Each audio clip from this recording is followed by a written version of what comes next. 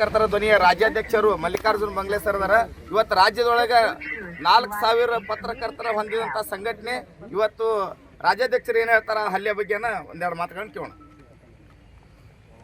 ಆತ್ಮೀಯ ಪತ್ರಕರ್ತರೆ, ಬೇಲಿಯೇ ಎದ್ದು ಹೊಲ ಮೇಯ್ದಂತೆ ಎನ್ನುವ ಪರಿಸ್ಥಿತಿ ಇವತ್ತು ಪತ್ರಕರ್ತರ ಪಾಲಿಗೆ ಇಡೀ ನಮ್ಮ ರಾಜ್ಯದಲ್ಲಿ ಆಗಿದೆ. ಯಾಕಪ್ಪ ಅಂತಂದರೆ ಇವತ್ತು ಅನ್ಯಾಯ ಅಕ್ರಮಗಳನ್ನು ಬಯಲಿಗೆಳುವಂಥದ್ದು ಒಂದು ಹಕ್ಕು ನಮ್ಮ ಪತ್ರಕರ್ತರಿಗಿದೆ.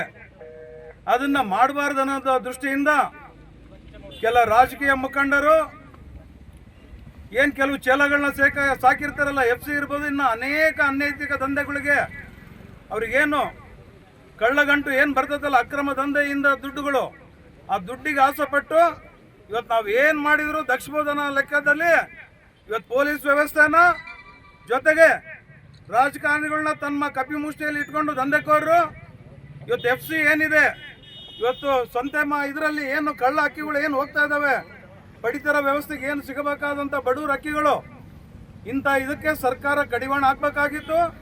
ಜೊತೆಗೆ ಪೊಲೀಸ್ ಇಲಾಖೆ ಇಂಥ ನಿರ್ದಯಿ ಇಂಥ ಗೂಂಡಾಗಳನ್ನ ಸರಿಯಾದ ದಿಕ್ಕಿನಲ್ಲಿ ರೌಡಿ ಶೀಟ್ ಓಪನ್ ಮಾಡಿ ಈಗಾಗಲೇ ಗಡಿಪಾರು ಮಾಡೋಂಥ ಕೆಲಸ ಇವತ್ತು ಯಶೋಧ ಮೇಡಮ್ ಅವ್ರು ಏನಿದ್ದಾರೆ ದಕ್ಷ ಅಧಿಕಾರಿ ಅಂತ ಇವತ್ತು ಅನೇಕ ನಾನು ಸ್ಟೋರಿಗಳಲ್ಲಿ ನೋಡಿದ್ದೀನಿ. ಇವತ್ತು ನಮ್ಮ ರಟ್ಟಳ್ಳಿ ಒಂದು ಮರ್ಡರ್ ಕೇಸ್ ಇರ್ಬೋದು, ಬೇರೆ ಬೇರೆ ರೋಡಲ್ಲಿ ಆ ಬ್ರಿಡ್ಜ್ ಮೇಲೆ ಬಿದ್ದಂಥ ಒಂದು ಕೊಲೆ ಒಂದಿರ್ಬೋದು, ತಕ್ಷಣ ಸ್ಪಂದಿಸಿ ಮೇಡಮ್ ಅವರು SP ಮೇಡಮ್ ಅವರು ಆ ಸ್ಪಾಟಿಗೆ ಹೋಗಿ ಆ ಒಂದು ಆರೋಪಗಳನ್ನು ಎಡೆಮುರಿ ಕಟ್ಟುವಲ್ಲಿ ಯಶಸ್ವಿಯಾಗಿದ್ದಾರೆ. ಆ ಒಂದು ವಿಚಾರಕ್ಕೆ ಮಾನ್ಯ SP ಮೇಡಮ್ ಅವರಿಗೆ ನಾನು ಹೃದಯಪೂರ್ವಕ ನಮ್ಮ ಸಂಘಟನೆಯಿಂದ ಧನ್ಯವಾದಗಳು ತಿಳಿಸೋದ್ರ ಜೊತೆಗೆ, ಮೇಡಮ್ ಅವರೇ ನಿಮಗೆ ಕೆಲವು ಪ್ರಶ್ನೆ ಮಾಡ್ತಾ ಇದ್ದೀನಿ ನಾನು. ಇವತ್ತು ನಿಮ್ಮ ಪೊಲೀಸ್ ಒಬ್ಬ ASIಗೆ ಆ ದಂಧೆಕೋರರು ಬಟ್ಟೆ ಹರಿದು ಅಲ್ಲಿಗೆ ಹೋಗಿದ್ರು ಕೂಡ ಇವತ್ತು ಮೌನ ವಹಿಸಿದಿರಿ ಅಂದರೆ ಇದಕ್ಕಿನ ನೋವಿನ ಸಂಗತಿ, ವಿಷಾದನ ಸಂಗತಿ ಇಲ್ಲಂತ ಈ ಮೂಲಕ SP ಮೇಡಮ್ ಅವರಿಗೆ ಮನವಿ ಮಾಡ್ತಾ ಇದ್ದೀನಿ.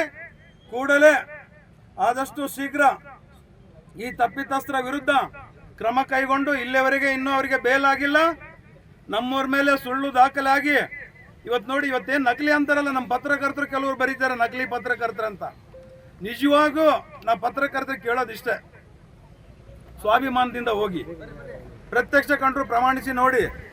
ಫಸ್ಟ್ ಅವ್ರ ತಲ್ಲಿ ಅಥೆಂಟಿಕೇಶನ್ ಐತಾ ಇಲ್ಲ ನೋಡ್ರಿ. ನಕಲಿ ಅಂತ ನೀವೇ ನಮ್ಮ ಪತ್ರಕರ್ತನ ಹಾಕಿದ್ರೆ, ನಮ್ಮಲ್ಲೇ ಒಗ್ಗಟ್ಟಿಲ್ಲ ಅಂದರೆ ಹೆಂಗೆ ನಮ್ಮ ಪತ್ರಕರ್ತರಿಗೆ ರಕ್ಷಣೆ ಸಿಗ್ತತೆ ರಾಜ್ಯದಲ್ಲಿ?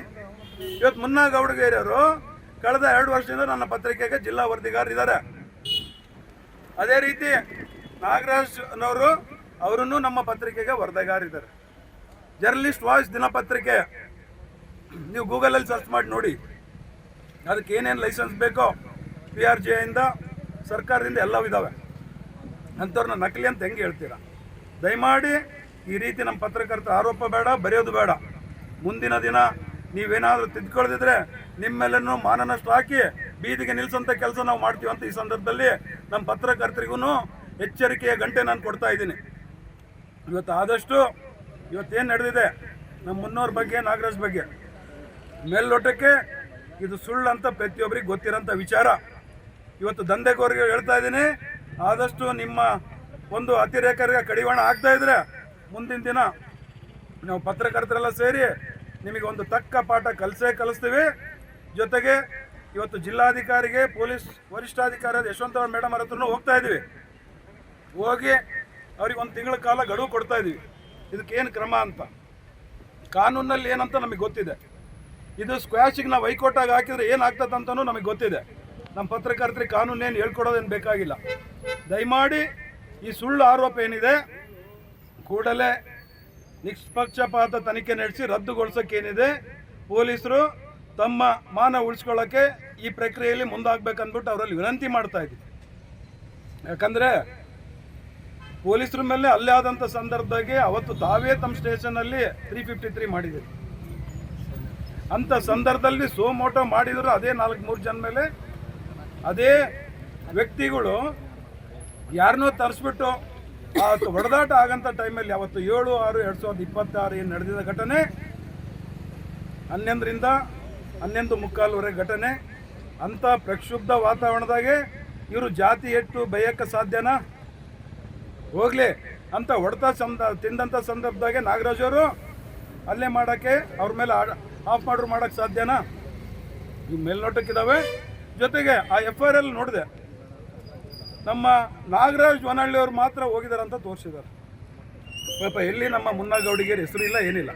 ಆದರೂ ಪೊಲೀಸರು ಯಾಕೆ ಇವ್ರ ಹೆಸರು ತಗೊಂಡು ಎರಡನೇ ಪಾರ್ಟಿ ಸೇರಿಸಿದ್ರೆ ಗೊತ್ತಾಗ್ತಾ ಇಲ್ಲ. ನಮ್ಮ ಮುನ್ನಗೌಡಿಗೇರನ್ನು ತಪ್ಪು ಮಾಡಿದ್ದಾರೆ, ಇನ್ನೊಂದು FIR ಮಾಡಬೇಕಾಗಿತ್ತು ಇವರನ್ನು. ಆ ವಿಚಾರದಲ್ಲಿ ನಮ್ಮ ಮುನ್ನಗೌಡಿಗೇರನ್ನು ತಪ್ಪು ಮಾಡಿದ್ದಾರೆ ಅಂತ ಹೇಳ್ತಾ ಇಡೀ ನಮ್ಮ ಪತ್ರಕರ್ತರ ಮಿತ್ರರಿಗೆ ಹೇಳೋದಿಷ್ಟೇ, ಎಲ್ಲೇ ಅನ್ಯಾಯ ನೀಡಲಿ ಪತ್ರಕರ್ತರಿಗೆ ನಮ್ಮ ಕಾನಿಪ ಧ್ವನಿ ಸ್ಪಷ್ಟವಾಗಿ ಹೆಜ್ಜೆ ಇಟ್ಟು ಅವ್ರ ಪರವಾಗಿ ಇರ್ತತೆ. ಜೊತೆಗೆ ಇವತ್ತು ಮುನ್ನಗೌಡಿಗರಿಗಿರ್ಬೋದು, ನಾಗರಾಜ್ ಅವ್ರಿಗಿರ್ಬೋದು, ಇವತ್ತೇನು ಅನ್ಯಾಯ ಆಗಿದೆ ಅದಕ್ಕೆ ನಾವು ಸಂಪೂರ್ಣ ಬೆಂಬಲ ಇರ್ತೀವಿ. ಒಂದು ತಿಂಗಳ ನಂತರ ಇಡೀ ರಾಜ್ಯಾದ್ಯಂತ ಹೋರಾಟ ಕರೆ ಕೊಡ್ತೀನಿ. DG IGP ಸಾಹೇಬ್ರನ್ನ ಬೆಂಗಳೂರಲ್ಲಿ ಹೋಗಿ ಕಾಣ್ತೀನಿ. ಅದಕ್ಕಿಂತ ಮುಂಚಿತವಾಗಿ ನಮ್ಮ ಪಾಟೀಲ್ ಸಾರ್ಗೆ, ಸಂಗನಗೌಡರಿಗೆ ಒಂದು ಜವಾಬ್ದಾರಿ ವಹಿಸ್ತಾ ಇದ್ದೀನಿ. IGP ಅವ್ರು ಏನು ಬರ್ತಾರೆ ಈ ಭಾಗಕ್ಕೆ, ದಾವಣಗೆರೆನೋ ಇಲ್ಲ ಅಂದರೆ ಧಾರವಾಡ ನೋಡಿಬಿಟ್ಟು ಅಲ್ಲಿ ಖುದ್ದ ಕಂಡುಬಿಟ್ಟು ಅಲ್ಲಿ ವರದಿ ನಂತರ ಮುಂದಿನ ಹೆಜ್ಜೆ ನಾನು ಇಡ್ತೀನಿ ಅಂತ ಹೇಳ್ತಾ, ಇವತ್ತು ಸಿದ್ದರಾಮಯ್ಯ ಸರ್ಕಾರ ಇರೋವರೆಗೆ ನಮ್ಮ ಪತ್ರಕರ್ತರಿಗೆ ಏನೂ ಮಾಡಲಿಲ್ಲ. ಬರೇ ಸಾಮಾಜಿಕ ಅಧಿಕಾರ ಅಂತ ಒಟ್ಬಿಟ್ಟು ಇಡೀ ನಮ್ಮ ಪತ್ರಕರ್ತರಿಗೆ ಅನ್ಯಾಯ ಮಾಡಿದ್ರು. ಇವತ್ತು ಮಂಗಳಮುಖಿಯರು ಮಹಿಳೆಯರಿಗೂ ಕೊಟ್ಟಂಥ ಒಂದು ಸಣ್ಣ ಮಟ್ಟದ ವ್ಯವಸ್ಥೆನೂ ನಮ್ಮ ಪತ್ರಕರ್ತರಿಗೆ ಕೊಡಲಿಲ್ಲ. ನೋಡೋಕ್ಕೆ 17 ಬಜೆಟ್ ಯಾವುದಕ್ಕೂ ಉಪಯೋಗ ಇಲ್ಲ. ಬಹಳಷ್ಟು ನೋವಾಗ್ತದೆ. ಇವತ್ತು ಅಂಥ ಹೀನಾಯ ಸ್ಥಿತಿಯಲ್ಲಿ ಬದುಕ್ತಾ ಇದ್ದೀವಿ. ನಾವು ಇನ್ಯಾವುದೂ ಯಾವ ರಾಜಕಾರಣ ಕೇಳಬೇಡ. ಕೊನೆಗೆ ಇವತ್ತೇನು DK ಅವರು ಬಂದಿದ್ದಾರೆ ಮುಖ್ಯಮಂತ್ರಿ ಆಗಿ, ಸಂತೋಷ. ಬಂದ ತಕ್ಷಣ ರೌಡಿ ನಿಗ್ರಹ ದಳ ರೌಡಿಗಳನ್ನ ಹತ್ತಿಕ್ಕ ಕೆಲಸ ಆಗಿದೆ. ಜೊತೆಗೆ ಯಾರು ಮಾಡಲಾರ್ದಂತ ಇವತ್ತು 72,000 ಉದ್ಯೋಗಗಳನ್ನ ನಮ್ಮ DK ಶಿವಕುಮಾರ್ ಅವರು ಕರೆದಿದ್ದಾರೆ. ಅವರಿಗೆ ಹೃದಯಪೂರ್ವಕವಾಗಿ ನಮ್ಮ ಕಾನಿಪ ಧ್ವನಿಯಿಂದ ಈ ಸಂದರ್ಭದಲ್ಲಿ ಅವರಿಗೆ ನಮನ ಸಲ್ಲಿಸ್ತಾ ಇದ್ದೀನಿ. ಜೊತೆಗೆ ನಮ್ಮ ಪತ್ರಕರ್ತರದ್ದೇನಿದೆ, ಇನ್ನೊಂದು ವಾರದಲ್ಲಿ ನಾನು ಖುದ್ದ DK ಶಿವಕುಮಾರ್ನ ಭೇಟಿಯಾಗಿ ನಮ್ಮ ಪತ್ರಕರ್ತರ ಸಮಸ್ಯೆ ಏನಿದ್ದಾವೆ, ಬಸ್ ಪಾಸ್ ಇರ್ಬೋದು, ಇವತ್ತು ನಮ್ಮ ಪತ್ರಕರ್ತರ ರಕ್ಷಣಾ ಕಾಯ್ದೆ ಕೂಡಲೇ ಇಂಪ್ಲಿಮೆಂಟ್ ಆಗಲೇಬೇಕು. ಅದೊಂದು ರಕ್ಷಣಾ ಕಾಯ್ದೆ ಬಂತಂದರೆ ಎಲ್ಲ ದಂಧೆಕೋರರಿಗೆ, ರಾಜಕಾರಣಿಗಳಿಗೆ ನಡುಕ ಹುಟ್ಟುತ್ತಂತ ಈ ಸಂದರ್ಭದಲ್ಲಿ ಹೇಳ್ತಾ, ಮುಂದಿನ ಹೋರಾಟಕ್ಕೆ ನೀವೆಲ್ಲ ಸಿದ್ಧರಾಗಬೇಕಂತ ಹೇಳ್ತಾ, ಇವತ್ತು ಜಿಲ್ಲೆಯ ಹಾಗೂ ರಾಜ್ಯದ ಮೂಲೆ ಮೂಲೆ ಬಂದಂಥ ಪ್ರಮುಖ ಮುಖಂಡರುಗಳಿಗೆ ನಾನು ಧನ್ಯವಾದ ತಿಳಿಸ್ತಾ, ಇನ್ನು ಮುಂದಿನ ಹೋರಾಟ ಭಾರಿ ಸೂಕ್ಷ್ಮತೆ ಇರುತ್ತೆ. ಕಾನೂನು ಹೋರಾಟ ದಿಟ್ಟವಾಗಿ ಸಾಗ್ತದೆ. ಜೊತೆಗೆ ಹೈಕೋರ್ಟು, ಸುಪ್ರೀಂ ಕೋರ್ಟಲ್ಲಿ ರಿಟ್ ಪಟಿಷನ್ ಫೈಲ್ ಮಾಡೋದ್ರ ಮುಖಾಂತರ ಸರ್ಕಾರಕ್ಕೆ ಎಚ್ಚರಿಕೆ ಗಂಟೆ ನಾನು ನೀಡ್ತೀನಿ ಅಂತ ಹೇಳ್ಬಿಟ್ಟು ಈ ಸಂದರ್ಭ ಹೇಳೋದ್ರ ಜೊತೆಗೆ ತಾವೆಲ್ಲ ಧೈರ್ಯವಾಗಿರ್ರಿ. ನಿಮ್ಮನ್ನು ನಂಬ್ಕೊಂಡಂಥ ಕುಟುಂಬ ಒಂದು ಇರ್ತದೆ. 3 ಬಿಟ್ಟಂತ ನನ್ನ ಮಕ್ಕಳಿಗೆ ಏನು ಮಾಡೋಕ್ಕೂ ಎಸಲ್ಲ. ಅದಕ್ಕೆ ನಿಮ್ಮ ಪ್ರೊಟೆಕ್ಷನ್ ಸಮೇತ ಇಂಥ ದಾಳಿಗೆ ಹೋಗ್ಬೇಕಾದಾಗ ನಿಮ್ಮದು ಬಲ ತಗೊಂಡು ಹೋಗ್ರಿ ಅಂತ ಈ ಸಂದರ್ಭದಲ್ಲಿ ಕರೆ ಕೊಡ್ತಾ ನನ್ನ ಮಾತಿಗೆ ವಿರಾಮ ನೀಡ್ತಾ